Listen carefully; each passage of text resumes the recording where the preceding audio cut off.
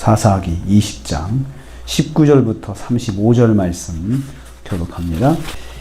오늘 말씀은 이스라엘과 베냐민 지파가 전쟁하는 것을 내용으로 하고 있습니다. 총 3번에 걸친 전쟁이 있었는데요. 2번은 지고 1번 이겼습니다. 그래서 3전 2패 1승의 전쟁을 지금 보여주고 있습니다. 그런데 이 전쟁의 특징은 다 하나님께 물고 시작했던 전쟁이었습니다. 여호와께 물어 진행되는 전쟁이었습니다. 먼저 앞에 18절에서 물어봤고요. 23절에서 하나님께 물어봤고요. 26절에서 하나님께 또 물어봐서 허락을 받고 전쟁을 시작을 하였습니다. 그러니까 이 전쟁은 하나님께서 허락하신 전쟁이었습니다. 이스라엘에게 허락하였습니다. 그래서 베냐민 지파를 징계하는 것을 하나님께서 허락하신 것입니다.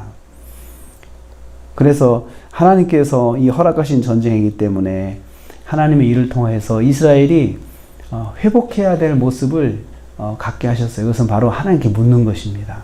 하나님께 무슨 일이든지 여쭙고 허락을 받고 하는 그것을 하나님께서 이스라엘이 하도록 하셨습니다.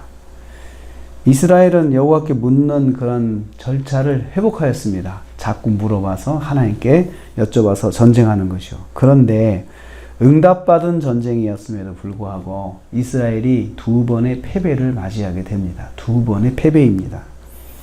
2차에 걸친 이 패배를 겪으면서 이스라엘이 당황했을 것 같아요.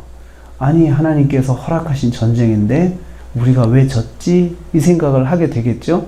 그리고 너무나도 황당하고 너무나도 당황이 된 거예요. 그래가지고 이 이스라엘이 다시 하나님께 나가서 기도를 또 하면, 하나님 이번에도 해야 됩니까? 이번에도 싸울까요? 말까요? 하니까 하나님께서 또 하라고 말씀하셨어요. 그럼에도 불구하고 1차전에서 22,000명을 잃었고 또 2차전에서 18,000명이 사망을 했어요. 전사를 했어요. 너무나도 큰 손실이죠. 큰 패배죠. 그런데 이스라엘은 44만 명이 모였거든요. 그러니까 큰 표는 나질 않아요. 그렇지만 큰 손실입니다. 그런데 여기에 하나님께서 허락하셨는데 패배하게 하셨어요. 허락하셨는데 또 패배하게 만드셨어요. 그렇다면 패배도 하나님의 뜻이다. 이걸 알 수 있죠. 하나님께 기도하고 어떤 일을 벌였지만 하나님께 응답 받았다고 생각을 해서 또 응답을 주셨고 해서 그 일을 했는데 그 일이 실패한 거예요. 또 실패한 거예요. 연속해서 2번 실패를 했는데 아주 큰 실패를 한 것이에요. 그렇다면 패배도 하나님의 뜻이 있다. 그 속에 하나님의 뜻이 있다는 것을 이스라엘이 깨달아야 되죠. 그러면 이제 질문이 나옵니다. 왜 하나님께서는 2번의 패배를 하게 하셨을까?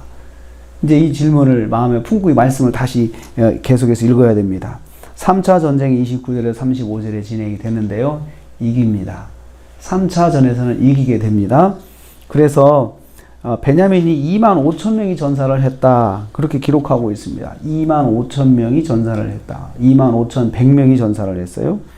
25,100명이 전사를 했으니 그 중에 원래 베냐민은 출발할 때 26,700명 출발했어요. 그러니 26,700명에서 25,100명이 죽었으니 큰 손실이죠. 이제 남은 자는 1,100명밖에 남지 않았어요.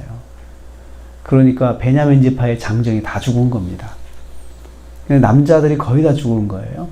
어린 아이들만 빼놓고 거의 다 죽게 된 거죠.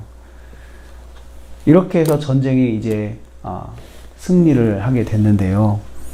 왜 이스라엘은 2번의 응답에서 패배를 했던 것일까? 이게 이제 이 말씀에서 해결해야 될 문제입니다. 이 2번의 전쟁, 이스라엘은 이 전쟁을 통해서 깨달아야 하는 것이 있습니다. 왜 우리에게 이런 패배가 일어났을까? 왜 우리에게 이런 일들이 일어났을까? 이걸 생각을 해봐야 돼요. 하나님께서는 2번의 패배를 통하여서 이스라엘에게도 책망하시고 징계하신 거예요. 너희도 잘못됐다. 베냐민도 잘못됐지만 너희도 잘못됐다. 무엇이 잘못됐습니까? 영적 지도자의 타락과 부패한 것을 감싸는 거예요. 그걸 느끼지 못하는 거야. 이건 우리 지도자가, 영적 지도자가 이건 잘못된 거다. 이걸 느끼지 못하고 그것 전체를 하나님 앞에 가지고 나가서 회개하지 않고 그냥 흥분한 거죠. 어찌 이런 일이 일어날 수 있어? 감히 이런 일이 이렇게 우리에게 일어날 수 있어? 하면서 일을 가지고 흥분한 거지 그 일이 일어나는 원인에 대해서는 흥분하지 않았던 거예요. 마음 아파하지 않았던 거죠. 그래서 하나님, 우리가 이 영적으로 이렇게 무딘 세상이 되었습니다. 이걸 안타깝게 생각하고 하나님 앞에 엎드려야 했는데 그것은 정작 엎드리지 않고 하나님, 우리가 싸울까요 말까요? 이거부터 물어본 거죠. 그러니까 순서가 바뀐 것을 하나님께서 깨닫게 하신 것입니다. 하나님께서 이 베냐민이 잘못된 것도 있지만 이스라엘 전체가 하나도 잘한 것은 없다 이거예요. 그래서 두 번의 패배를 통해서 이스라엘도 징계를 받게 된 것입니다.